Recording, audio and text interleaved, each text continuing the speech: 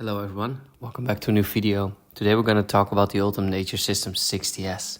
It has been 4 months since I built it and placed it on YouTube, and I think it deserves an update. I mean, a lot of things have been changed. Plants have grown really well, shrimp have been breeding, fish have been added, and yeah, there weren't a lot of downside, but just let me take you guys with me and show you around what happened. And as some of you guys know, this is the first UNS aquarium in my collection. It's 60 by 36 by 80 centimeters and the glass thickness is 5 millimeters. We started off with some Hakkai stone and put it on barriers made of lava split in tiny bags. It stabilized the stones a little bit more because they're pretty heavy. And it's pretty easy to work with. You can just apply them under a layer of soil. It retains the shapes and there's no chance of shrinking or sagging. And there's plenty of space between the grains for water circulation, which is really good for beneficial bacteria. But enough talking about all the hardscape. We added some sand, some gravel, and then later on it was time to add the plants. I was really looking forward to the planting schedule because there were a lot of cool immersed looking plants that I wanted to use in this tank. So most plants grew pretty good, especially the Hydrocotyle verticillata, the Bacopa australis, the Hygrophila corymbosa, and some of the grasses that I had as well. I had some problem with nummularia. I don't know even if I pronounced it right. It was doing really good immersed and then suddenly started dying, but submersed, it's doing pretty well.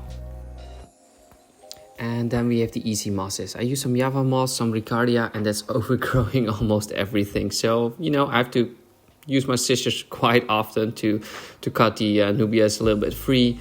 And also the Staurogyne repens in the back. I see it popping up, but I think it just needs that little extra just to grow immersed. It's looking really nicely. It's getting cleaned by shrimp every day, But I think it just needs a little bit more time.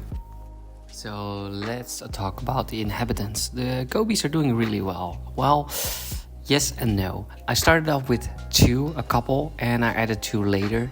The last 2 didn't really make it. I found one dead suddenly because it was very slim, and the other one just jumped out. So sad to say, I still have the couple from the beginning. And they're doing quite well. The blue tigers that were left over from my old tank that got replaced are doing very well. They're growing old in that tank and I see them quite often while feeding.